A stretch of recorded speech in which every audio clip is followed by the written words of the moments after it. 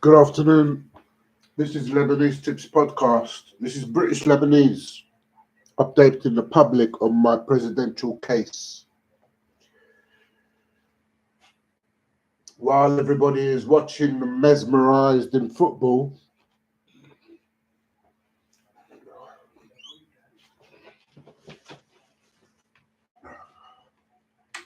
I'm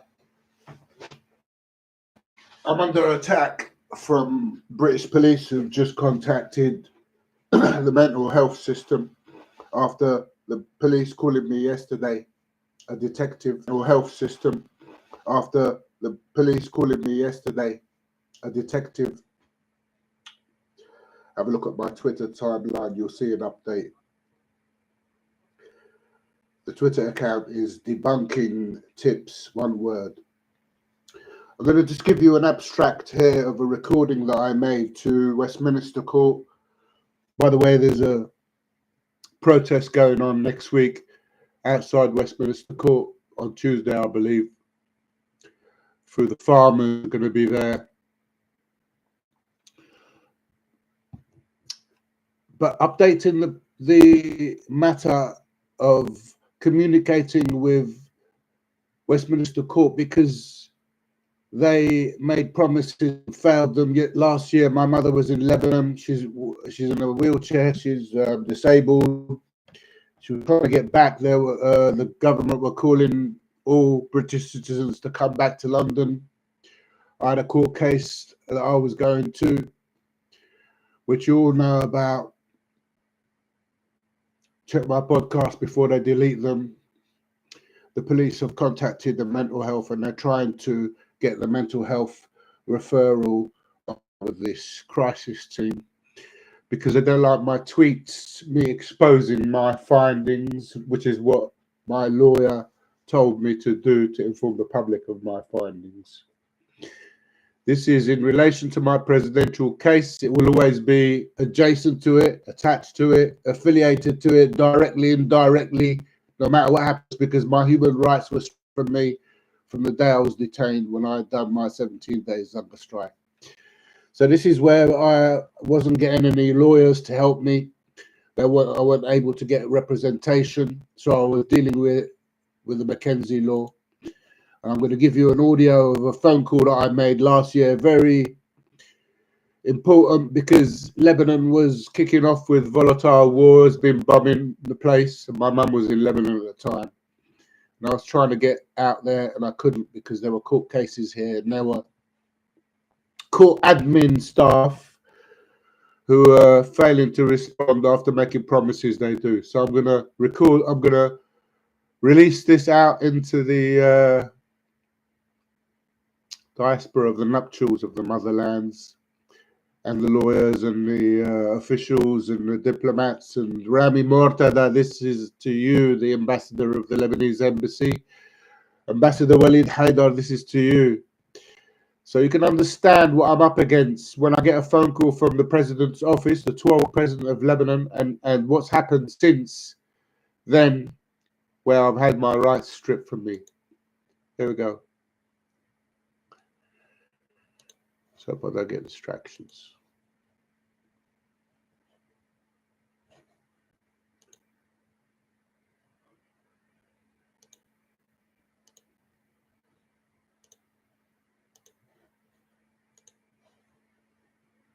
About that, feeling it and what's happening.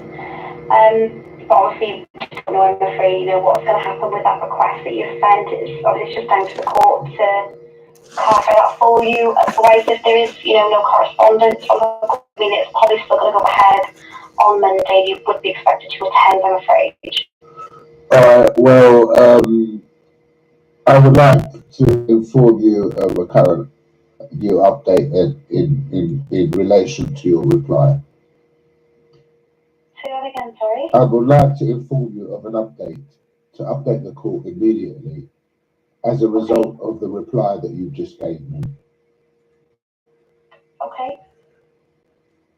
I am about to purchase a ticket to go to rescue my mother. You have ignored all my pleas.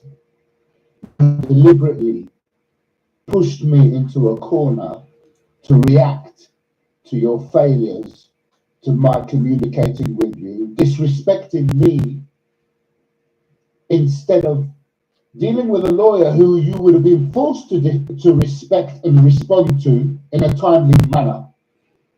And as a result, you disrespected me because I'm currently representing myself, because I received a phone call off of Babda Palace, the president's office, and quoted it to police. And as a result, I've been thrown in a mental health system. Now I can't even get legal representation for anything like this case, for example. As a result, when I speak to people like your good selves, who take on board the information I give them and bless me with your times, to which I'm grateful, but failures to respond, because I'm a lawyer, is racist. I object to you guys taking me to this court, and I request that the judge or a senior member in the court or a magistrate of some sort contact me today to give me an answer to what they're going to say. I urge them to respond. Answer to what they're going to say. I urge them to respond. And if you issue a warrant, and I go to Lebanon in the love of my mother to rescue my mother, I will be left with nothing to do but to defend my mum. And she's the only person that I've got in my life. You understand? Tell the judge, you must understand. My mum is in a highly, highly volatile war zone. Do you understand, judge? Because if you don't, and you still want me to go there, then I want your name, and I want to investigate you, and I want to find out and do a documentary about you, whoever you are who's going to appear before me. I'm really angry right now because you've done your side of the work, and I know you've exhausted your channels, and I appreciate it. And I reiterate, I'm not having a go at you, but I'm exhausted to give you clarity as to how I feel right now. And I've done everything I bloody can to try and get legal representation. I know I'm being denied by root elements in the bar system representation. Yeah, I know that I've been thrown in a mental health system. I'm a completely sane and intelligent man who has nothing left except for my mother to defend. And I urge the judges to get back to me today. I'm going to make another phone call today. I'm going to make another phone call today. And I'm going to plea again on this phone on to you guys in hope to help me. I would like you to please follow through what I've just said, just from now, to update them with this information and tell them I will breach this court case if it was anything else, I will appear before the court. But it's when I'm forced in a situation where my mother is in a highly volatile war zone, and your own government, that is you, tell the judges, tell the court, tell them you are the government. I see you as the government. When I appear at court every time, you are the government. I address you as the government, not just the court. I see you as the government. So I'm telling the government, yeah, your own rules, us British nationals to evacuate Lebanon immediately. And I'm trying to do that. And you are stopping me from doing that from a court case for shouldn't even be in Westminster Court. So I don't understand why you're keeping it in Westminster Court. It should be here in High Court of Magistrates. And B, you have failed to respond to me, and I deem this as racist to the individuals who overseen this, overseen what I've just said, who failed to listen to the phone calls, and I am alleging that the judges that you and Fiona and Elizabeth have forwarded to, have not listened to the phone calls. I am alleging this, and as a result, they have not taken a decision, and as a result, you have dislistened to the phone calls. I am alleging this, and as a result, they have not taken a decision, and as a result, you have disrespected me. You've disrespected my wishes. You've disrespected my request to act within the Mackenzie law of representing myself through failures of ringing up tens of law firms. I lost count and no joy. So I've done my side of it very well, and I've acted civilly, to the courts. I've acted respectfully to your courts, and I've had nothing. So I'm going to make another phone call within an hour before I make such a drastic decision and cut my ticket. Cut my ticket, get my ticket printed, which I am doing today.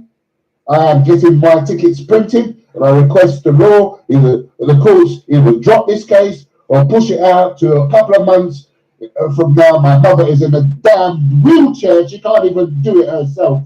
She can't even do things herself, basic things, And you must take aboard what I'm saying to you. You must find sense and reason in what I'm saying to you. You must address the phone calls that I have spoken about and listen to them, because any judge, let alone a manager, and I'm a manager in several fields of a professional career that I've had in my life.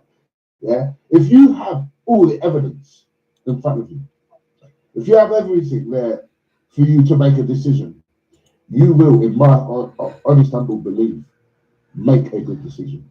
But if you don't, and you don't listen to my phone calls and the reasons that I've given you, and you don't answer them, without even making a decision, when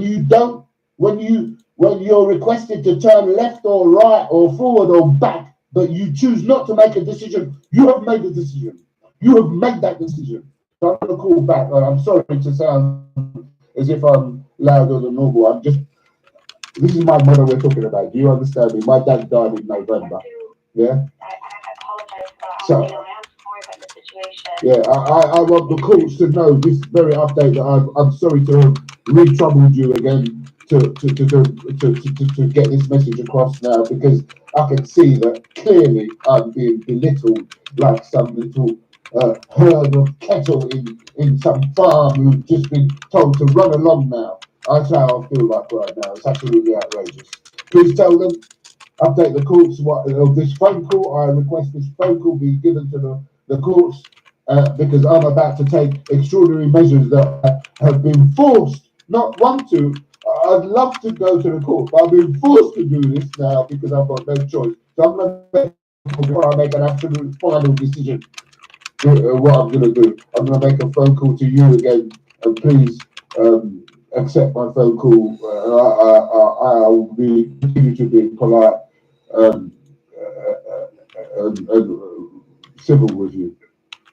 Yeah, I mean, like I said, I understand the situation. It's really difficult, of course, because it's out of our control, and it's with the court, with all of this. So, like I said, I'll do a callback request for you, and anything you need to, we've advised you what the process is. Look. My worry, is my mum. If my mum dies, I've got nothing else. If my mum dies, then let me tell you, it won't look good. It won't go down well in court. I have my presidential case currently in the with Ambassador Walid Haider, right? Ambassador Walid Haider is the Ministry of Foreign Affairs. Ambassador Rami Mortada here in London, which you guys have seen I've CC'd. You've seen I've CC'd the ambassador. You've seen I've CC'd the president of Lebanon, Michel Sleiman. You've seen I've got all these contacts and these names, So there's logic in what I'm talking about. There's no bullshit here. I can back everything I can say up with evidence. Please ask me, and I'll give you that evidence. For God's sake, I'll give you even the audio phone call of the president's phone call to me, which resulted in me being thrown in the mental health system. And now they want two grand. They want £200 an hour for me to find another psychiatrist to debunk my own case and to look through all the files. They've got reports that are outdated, medical reports about me that are outdated. What does that mean, outdated? What it means is the old reports are null and void, and the new reports, are current. And right now, up until today, No Section 12 consultant psychiatrist has examined me. Yeah, anyone who tells you that is a liar. You must report it to me immediately, because I need to debunk that. I need to find out about that. Yeah, I am a victim of. I've been quoted a quote political victim by a mental health nurse. Another mental health nurse tells me, Sam, another person in Islington was sent to the mental health hospital for the first time in their life again, because they were quoting they had outstanding housing repairs. Now, I remind you, I'm the first person in the damn country to have reported my MP, Islington MP Emily Thornberry, for removing asbestos and from council flats without wearing protective clothing. Going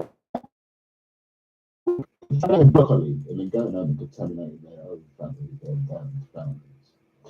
1.5 years after I reported to Islington Police Station, my local police station, walked in there like a man, a proud man, yeah, of my community. They done nothing after a 40-minute interview. They done nothing. So 1.5 years later, what happens? Yeah, what happens? Their court I'm speaking to right now. Front page national headlines. Quote, and I'm paraphrasing: Islington Council puts tenants in fatal asbestos danger. Tens of thousands of people died.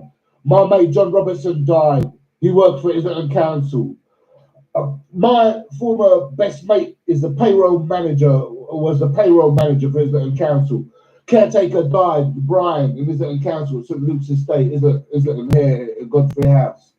Several people, our neighbour upstairs, died because of contamination. My mother is contaminated with asbestos because of Islington Council. Yeah. So for me to expose Islington Council, right?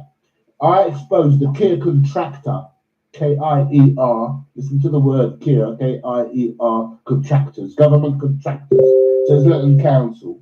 Yeah. Funny that word Kier, isn't it? Keir Starmer, Kier.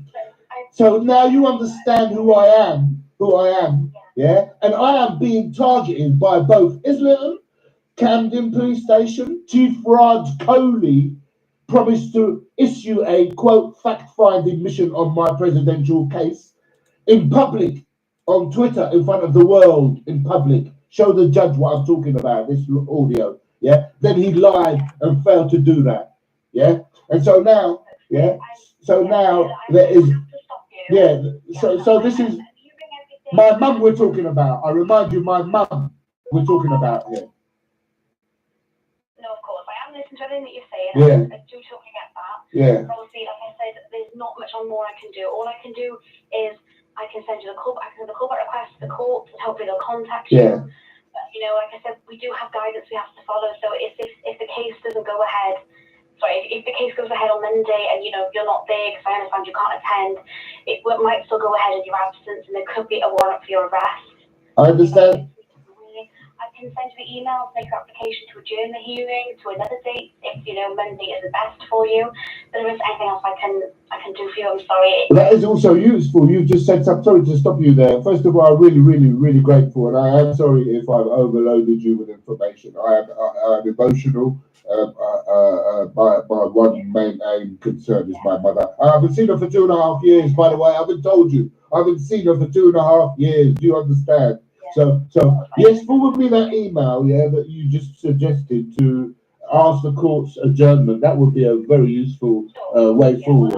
And I want you to know that I'm going to send it straight away back to you or to whoever you ask me to, and in the hope that they will respond today. And I will be subsequently making a phone call just to touch base after you forwarded this information, and I've given them a bit of time before I call before the end of play today to touch base with you guys again. I'm really grateful. I ask you only to please put some notes in the screen so that people understand what's been going on in the background. And I'm so happy to have had you to listen to me and to giving me the time again, as I have done to Fiona Luzba as well. Yeah? Yeah. All right. No, that's fine. Like I said, I'll send the information over to the court, okay? And I'll text you our email address and put that request on that email then, okay? Bottom line is I am compliant, yeah. Bottom line is I'll do what the court tells me to do. That is the real absolute bottom line, yeah. That's the way I see it. Okay. I'm compliant. That's fine. Yeah, okay. Okay, thank you for that. All right. Is there anything else that I could help you with at all apart I just hope you have a lovely day and it goes quick and you go home early. What do you want me to say? I don't know what to say. Thank you. No, that's fine. That's okay. Well, you take care. Have a nice day. Thank you. Okay. All right. Bye.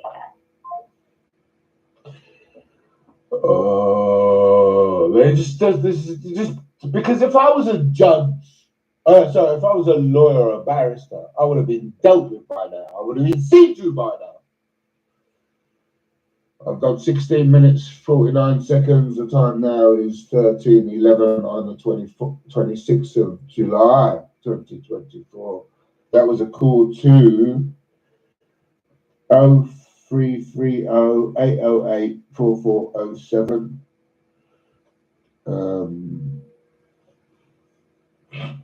Courts, Westminster Courts, all the contact numbers that I've been calling on this. Let's see if this recorded it. I've tried to record it on my voice recorder. I don't know if it will work. I hope it does.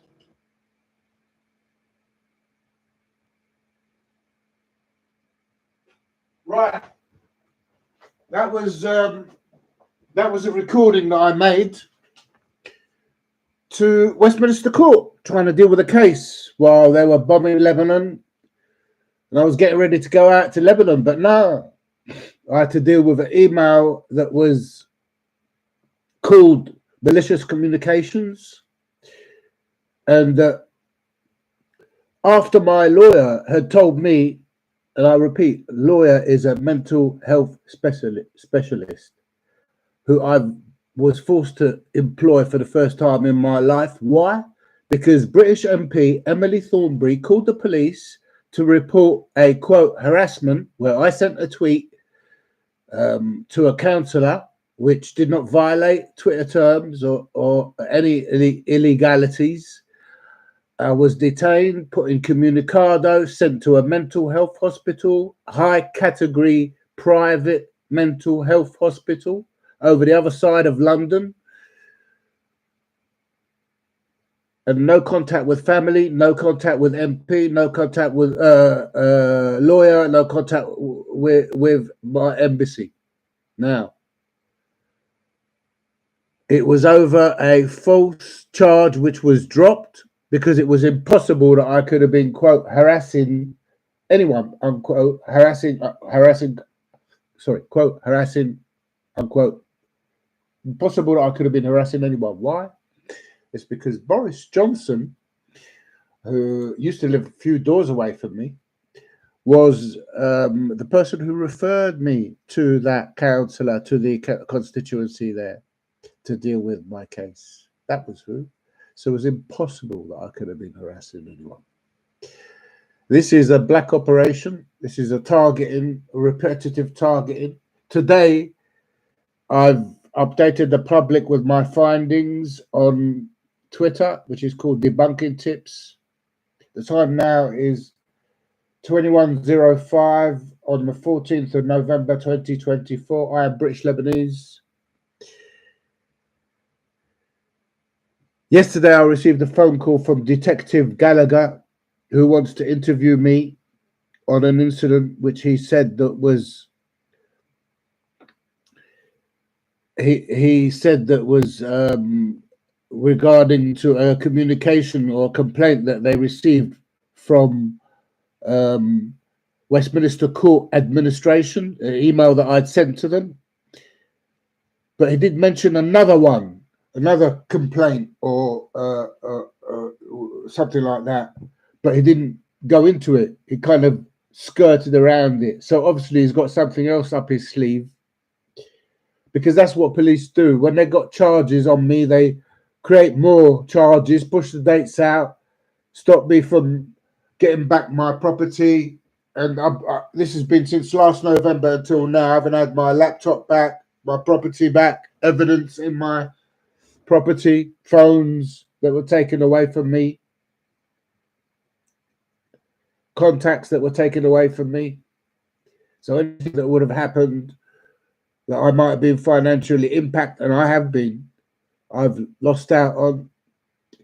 And this is a wicked, evil, continuous targeting of a British Lebanese outspoken Sunni Muslim here in London's Islington, a stronghold of Jewish power. When I expose in my tweets and mention people like the Mayor of London, Sadiq Khan, Islington Police Station, obviously Islington Police Station didn't like me exposing them. So they thought they'll leash their detective on me, and he wants to arrange for me to go to a police station. Now I'm trying to get in contact with a lawyer to get them to be there with me in this interview they want to. And if I don't go to this meeting, they will use force to arrest me. In the meantime, so I've told them that I'll get back to them and I'll let them know so we can arrange a time for the interview. In the meantime, today I get a phone call from the crisis team, which is like a mental health enforcement crisis team system, which they were contacted by a police who suggested I be referred to this crisis team, and they were demanding to want to speak to me. So off of a police, they call mental health, they call the doctors. They've already called my doctor and tried to do it. My doctor already spoke to me. He hasn't seen me yet. He said to me that they will arrange an appointment for me. I haven't heard anything from them yet, but I told them I'm happy to see my doctor. I spoke to my doctor at length. I forwarded the audio phone call, just like I forwarded this to the ambassador of Lebanon here in London, Ambassador Rami Mortada. I forwarded it to the Ministry of Foreign Affairs because that's what was passed over to Ambassador Walid Haidar of the Ministry of Foreign Affairs, and also Hazim Abdul Samad, the former First Consul, who I met personally here in London's Lebanese embassy after I received the direct message from the 12th President of Lebanon, Michel Sleiman, and a subsequent telephone call from the then Colonel Adel Mashmoushi, now General Adel Mashmoushi of the Internal Security Forces in Lebanon. So the professor who's currently following my Twitter, professor of a political party in Lebanon, has kindly forwarded my presidential case, quote, presidential case, unquote, quoted as such by Ali Bagnoud, who is also the second person that I met along with Hazem Abdul Samad, Ambassador Hazem Abdul Samad, diplomat Hazem Abdul Samad, First Consul. And that was after the president ordered his colonel, then colonel, now general, to phone me, and he phoned me, which I've given a copy of the audio of that phone call from the president's office, Babda Palace, to Sperrin Law. I've given it to Blackford's Law. I've given it to Jeremy Corbyn, several politicians, even George Galloway and his wife, Gertrude, a copy of it. I've been DMing them, and Professor Ibrahim Moussawi, who follows me on Twitter, debunking tips, one word, and updating the public that it could be that they want to detain me under the Mental Health Act for exposing my case. Now, recently I went to Birmingham. I went to see Sheikh Imran Hussein to ask for guidance and assistance. Since then, I haven't heard anything. I was given a link to a group on WhatsApp. I joined it. Along the line somewhere says a message come through saying thank you for your support to this group, and I've never heard of this group before that was on WhatsApp. And when it said that I'm supporting this, or insinuated or suggested I'm supporting this group, I thought this doesn't sound right. My dad always told me before he died, which was this time last year, my dad, this time last year, on the 16th, on the 17th at 2 o'clock in the morning, November. And then days later, police detained me on a swatting by former journalist, Press TV, Robert Carter, who swatted me on an email that I sent to him, Chris Dorsey, Syrian Girl, Sean Atwood. These are well-known YouTubers. Chris Dorsey's been following my presidential case for the longest out of the members of the public. Ali Bon Nout as well, but I fell out with him because after a couple of years later, he retracted the comment or contested the comment that he told me I'm a political victim, and I'd already recorded it. The police have got my laptops that I've recorded it in. Today I gave access to several people of my presidential case file, including journalists. So they have recorded phone calls that I've had on my journey, which involved Islington Council, the eviction, what the third-party vendors that I've been subjected to, including repairs team, Islington Council, third-party vendors, including Help on Your Doorstep. The chief executive, Ken Canoe, of Help on Your Doorstep, knows who I am. John Warby, the manager, the office manager of Help on Your Doorsteps, has known me for donkeys. And I'm the one who was going to start up a Lebanese falafel stop business, which he'd helped me through. And we'd done a business plan where I got the grant for and purchased the products and I put them all in storage, while Islington Council were found guilty to have made me homeless and were forced to rehouse me. When they rehoused me, all the property that I had that were put in store in the garage waiting for them to put in storage like they promised was taken away from me and auctioned off. Everything you get from childhood to grow up, everything, clothes, property, everything, furniture, everything. I only have a few things left of my history. Photo albums from your kid. Never going to see those photos again. So I've been seeking accountability for this. I've been seeking accountability for being detained under the Mental Health Act. I want to remind the public I'm a former Hewlett Packard employee with over 27 years experience in the IT sector. I'm ITIL Foundation trained. For those who don't know, that's Information Technology Infrastructure Library. And I'm advising the public that when you speak up and speak out, they want to silence you. It's obvious my MP is Jewish, and it's obvious if you look at my timeline, you'll see me as a critic. You heard about me. Journalists all over the world have heard about me. Chat show hosts in Lebanon. Most of the journalists there, most of the journalists from all the mainstream media news used to follow my British Lebanese Twitter account. Why? Because the former Prime Minister of Lebanon was interacting with me and he generated a lot of people to follow me at that time. And so I was hitting high notes with regards to viewer counts and so on. Just like on my YouTube here, if you use the word UCMEHERE, you see me here, one word on YouTube. You'll find my podcast there. Look below. You'll see it down there as well, a link to it. There's an all new one called Lebanese Tips in case this one gets suspended.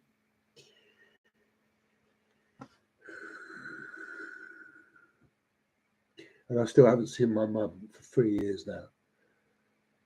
So the police have been contacted by Westminster Court. They don't like it when I try to deal with my case on my own because I can't get representation, because my human rights has been stripped from me. And all of a sudden, my hits on my YouTubes, there's big YouTubers out there with millions of viewers starting to follow my presidential case. and even commenting about it. It's obvious. And now the police want to use mental health to, when it suits them, to detain me because they don't like me using the word Jewish. That's the reason why. They want to punish me for it. And I am going to be compliant with these crisis team after I've spoken to a lawyer. If I can't find a lawyer, I've already asked the crisis team that I'll condition them that they have to show me what the police forwarded them, because the police done it to the doctors, my doctors. Prior to that, they forwarded documentation to them asking that I immediately see my doctor. My doctor forwarded those documents to me. I forwarded it to the ambassador, showed them that it was written differently and more maliciously. It was doctored. What I had said in the email that was the alleged malicious communication was doctored by police and enforcements of the mental health services. It was frauded, doctored by them, between the police and the mental health. So they're collaborating together. The police are putting pressure on my doctor. I did speak to my doctor at length, informed him about it. And since my doctor said, yeah, we'll contact you, arrange an appointment, he hasn't done yet. I don't know why, but I'm happy to meet him, and he knows I am anytime he wants, or they want. So I've conditioned this crisis team, asked them to forward me a copy of it, and I'm happy to meet them. I'm happy to meet them anyway. But I've told them that I want to see it because I want to see if they've doctored it so that I can identify it and forwarded it to my panel. And by now, the audio phone call that I received off of the police, as well as the audio phone call I received off of the mental health team, her name is Cassandra. She's on 0800 917 3333. Her name is Cassandra, Kassandra, Hoyte, Hoyte -Thomas, Thomas, who claims she's from Islington's National Health Service, which was formerly Candy National Health Service, allegedly. And this is how they're using mental health here. Yeah. Because I was wrongly diagnosed by one place that I was sent to, the private mental health hospital. And I've been to others since,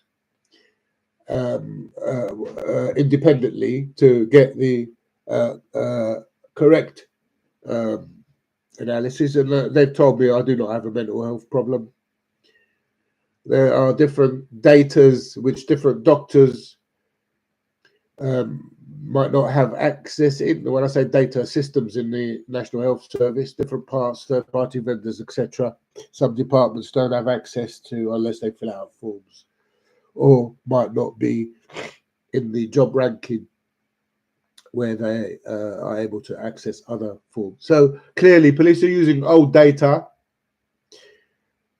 The crisis team have been informed of that, but this is a psyop on me for being an anti-Zionist, outspoken on Lebanon, what's happening in Lebanon, what's happening in Palestine.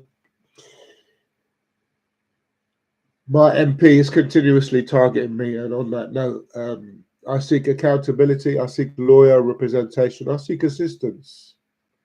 I'm a member of my community.